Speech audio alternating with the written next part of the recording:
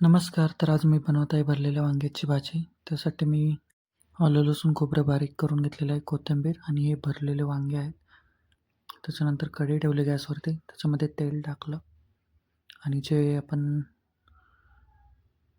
वाटण केलेलं आहे ते पण त्याच्यामध्ये टाकलेलं आहे. थोडीशी जिरी,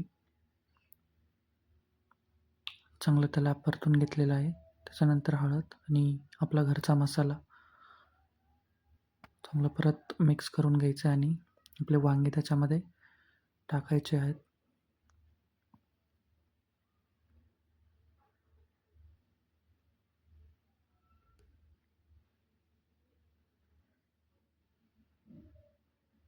आणि चांगलं त्याला मिक्स करून घ्यायचं आहे.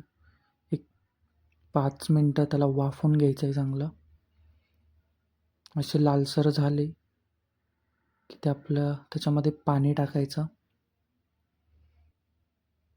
पाणी टाकून एक 5-10 मिनटं शिजवून घ्यायचं.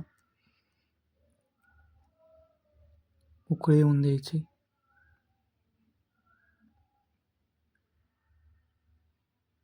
आता इथे आपली वांग्याची भाजी रेडी झालेली आहे. तुम्हाला व्हिडिओ आवडला असेल तर नक्की लाईक, शेअर, सबस्क्राईब करा.